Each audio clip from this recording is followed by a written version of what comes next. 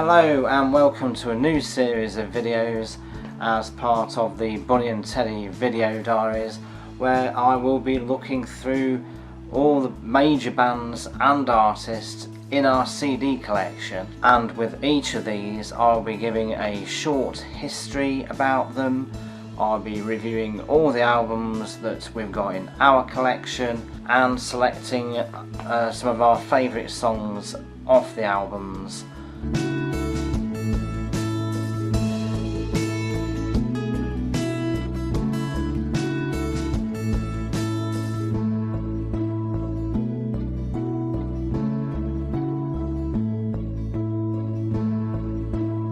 If you want to comment on the video or give it a thumbs up or whatever, please do so, because I would like to improve this feature if necessary, or indeed any suggestions to help me create such content for our channel. Give us a comment and or suggestion to see if we can do that. So in the meantime, let's get on with it. So we're doing this in alphabetical order, and top of the shot is... So ABBA. Well, you think they're a Swedish band, don't you, eh? Little surprise later on. However, let's look at the band members.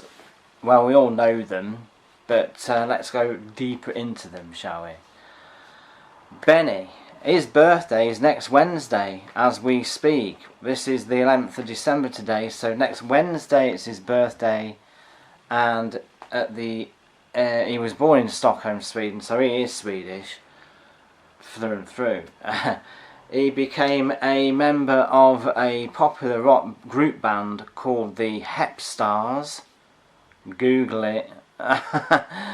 And they were known as the Swedish Beatles. He played the keyboard and eventually started writing songs for them. Many of his songs became major hits in Sweden, which include No Response, Play It. That reached number 3 in 1965. And then Sunny Girl, Wedding, Consolation, all of which hit number 1 in 1966. Meanwhile, Bjorn, his birthday is the 25th of April, so you've got to wait a little bit longer for that. Both are very old men now. Benny was born in 46 and Bjorn was born in 45 in Gothenburg. Now at the age of 18, same as Benny, he was a singer and guitarist when he fronted the Hootenanny Singers. The Hootenanny Singers. Google them. They were a folk skiffle group in Sweden. They sometimes crossed paths, actually, with the Hepstars while they were touring around Sweden. So in June '66, Benny and Bjorn decided to write a song together. Now, Stig Anderson, if you're very familiar with ABBA, Stig Anderson is ABBA. He was the manager of Bjorn's band. Now, he saw potential in this collaboration between him and Benny, and he just encouraged them to write even more songs together. Benny wrote and submitted Hey Clown, if you can. He submitted it to the Melodifestivalen, which is the biggest national festival of music in Sweden, and that was back in '69. And it selects the Swedish Eurovision Song Contest song. It tied for first place, but unfortunately it didn't quite get the re-vote selection, so unfortunately it was second place at the time, but that was his first attempt at Eurovision. Whilst there, he bumped in Anna Frid. She was in the contest as well, and a month later they became a couple. They made their first album together in 1970 and called it Leica. meaning happiness. And they both sang songs on the album. At this time, Bjorn was with Agneta as well, yeah? But we'll talk about her later, yeah? Because both Annefrid and Agneta were backing vocals on this album like her. Bjorn also had his ukulele singers up until 1974, and Benny took part in recording on their records as well.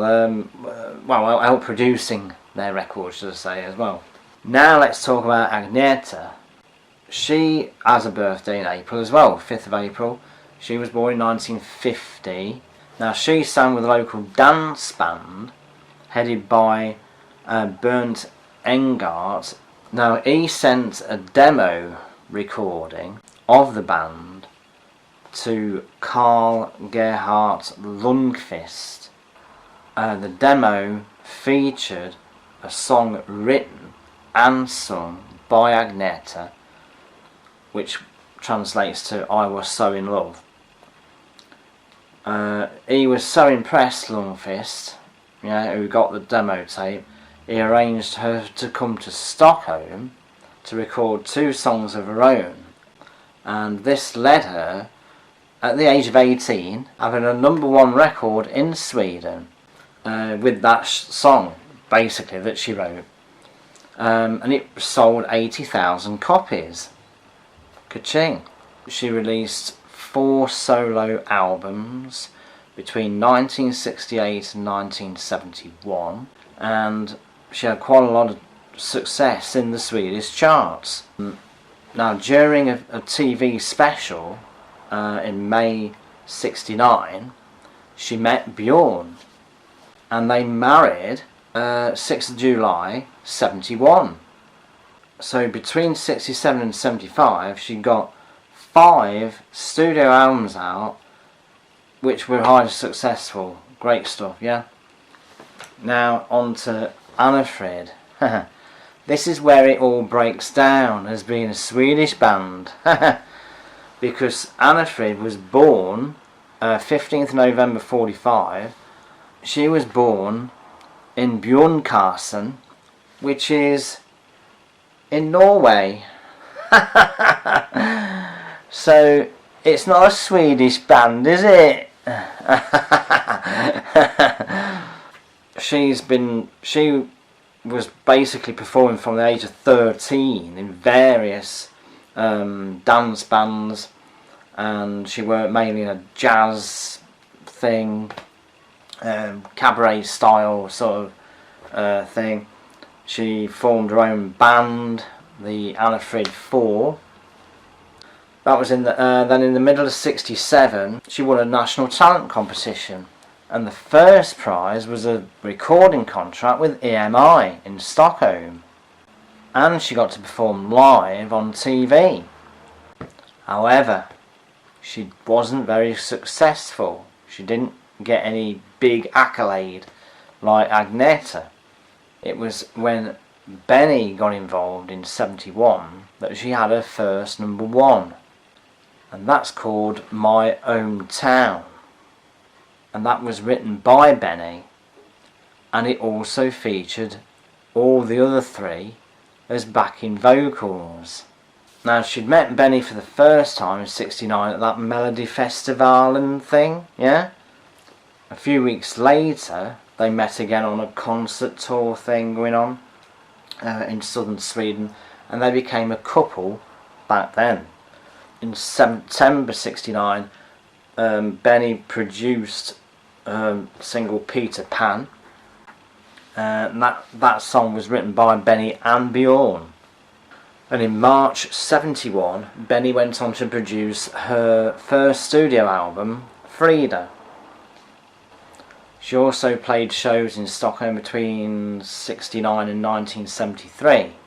Now in '75, which was well into ABBA territory, Frida still went and did another solo album, Frida Ensam, and that features her version of Fernando on her own.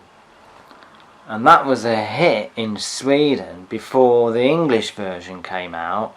Agneta, Benny and Bjorn toured together, but Anna-Frid didn't. She was on her own. She toured on her own for some reason.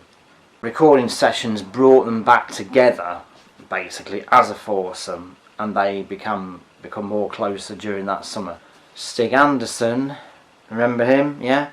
He's the founder and owner of Polar Music, and he was determined to break into the mainstream international market with music by the lads, and he wanted the lads to write for the Melodifestivalen, which is the Eurovision Song entry for Sweden contest. But 2 entries in 71 were rejected. In 72 they submitted another song, Say It With a Song. That was for the 72 contest. That came in 3rd place, and it became a hit in Sweden. Their first foreign success outside of Sweden was in Japan in March 72, when they released through Epic Records She's My Kind of Girl. Then People Need Love was released in June 72, with the women involved, obviously, with the girls. Stig released that as a single and credited the whole lot with it, all 4 of them, yeah?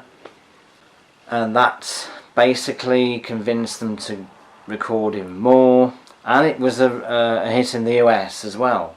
And as they say, the rest is history. They went on to carry on recording all the way through to Melodifestivalen again back in 74, when they won that, represented Sweden in England at the Eurovision Song Contest with Waterloo, and boom, ABBA was a overnight success, and as I say, the rest is history. Anyway, on to the albums. Okay, now as a family we owned vinyl albums by the group. The very first one though was, and I haven't got it here, but it was this, the Greatest Hits album. We played it constantly. I mean, it's got everything on it, you know. Mamma Mia and Fernando and People Need Love, obviously, I do, and all that, yeah. Honey Honey, Ring Ring, SOS, yeah, it's a great album to get you into early ABBA. And that picture there is only half the story. The other half are the other 2 on the other side. On the other side they're kissing, because they'd been together probably longer, and they were probably still dating at the time of the photo. These 2 are married. And you can tell they're married because they're not doing anything. And they've probably been married about 3 or 4 years now by that time. But then I wanted to get them myself, and there was a remastered series of the albums that came out. So there's the first one there. You can get it in focus there. Ring Ring was their first album as a band. This is back in 73. It's a delightful little ditty. If you're really into early album stuff, you got People Need Love obviously on it, Ring Ring. I like Ring Ring obviously, I think Bunny would do as well. I like Another Town, Another Train. I think that's on the Hits album as well there. That's a nice thing. You got Nina Pretty Ballerina, you know, that's a fun look at somebody's life. She's My Kind of Girl's on it. Yeah, the one that made it in Japan. They're all about people and life and all that sort of thing. Next up, Waterloo itself there, guys. That's the second album, obviously featuring the winner of the Eurovision Song Contest. You got Hasta Mañana, that's another classic. Honey Honey, another classic, of course. I like Susie Hang Around, that's a good one right at the end. I like Sitting in the Palm Tree, that's a good one. All very nice little written songs, you know. Some of them about love and life and all that. But this is when they really kicked off with that one. Arrival was indeed their arrival on the hit scene throughout the world, as far as we're concerned. We're looking at Dancing Queen here. You got Know Me, Knowing You, Money Money Money, Fernando, on this remastered album, of course. I don't think Fernando actually featured on the original album, I don't think, because it usually finishes with Arrival, which is an instrumental. Yeah, and then you've got Tiger, My Love, My Life, some classic, and When I Kissed the Teacher, of course. I mean, that's a classic, isn't it, in itself? So that's where it really kicked off for them, big time worldwide for me. And then they did a film, didn't they? Do you remember Lou Carpenter out of Neighbours? I don't know the actor's name, but he was in it when they landed in Australia. He was their sort of agent on the plane, sort of getting them to do things. And that's why Neighbours picked up on him, probably. But the album came out alongside the film.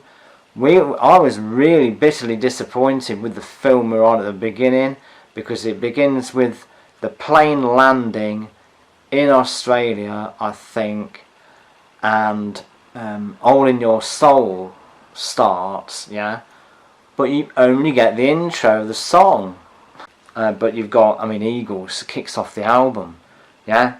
You got Take a Chance, obviously, Name of the Game, the mini musical thing, Girl with the Golden Hair, which is Thank You for the Music, I Wonder, and I'm a Man never knew to say that word, Marionette. Dramatic stuff, and that's again is a thing about Ben and Bjorn. They get dramatic, don't they, as they go on in their songwriting throughout the years. They get quite dramatic at times. So the album, ABBA the album, it's a classic.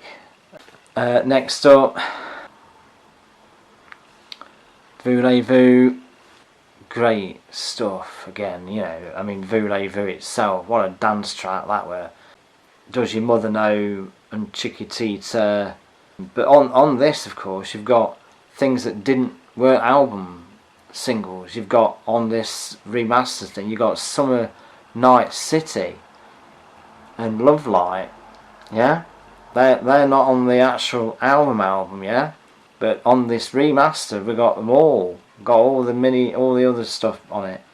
I Have a Dream means a lot to me personally. And it kicks off with As Good as New, which is a great song. It's another really, you know, Super Trooper. This album means a lot to me personally because it was played constantly on the coach as we went to France with the school. That was back in 81. So you got Super Trooper, Winner Takes It All, on and on and on. Yeah. I Like Me and I. Again, it's got Gimme Gimme Gimme on the end of this. Elaine and Put On Your White Sombrero. But they're not on the album, yeah, they're just extra tracks on this, the remastered version of the album, yeah. Great album again, great stuff. And of course they finished their career as ABBA. Focus, there it goes. The Visitors was their last album, I'm afraid. And you know, the Visitors itself was pretty good. You got Head Over Heels, of course, and One of Us. They were the singles. Under Attack is an extra song that was, and The Day Before You Came. the actual album finishes with Like an Angel Passing Through My Room. So these are extra tracks.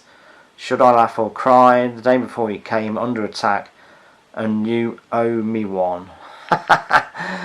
Under Attack must have been their very last single, I would have thought. But they got into musicals, the boys, didn't they? They got into their musicals with chess and so forth. Anyway, we'll leave it there then, guys. I can't think of anything else other than to say other than the fact that they were probably the band of the 70s. You can't get any more special than them. And it's a great start to my little review of all the major bands and artists in our CD collection. I hope this wasn't too long. We'll see you again with another one. As I say, give us a comment, thumbs up and all that, so I can improve this part of the series. I think it's going to be fun, or more fun than this one at least. Hope you've enjoyed it. We'll see you again on the next one. I don't know who it might be. You'll have to tune in.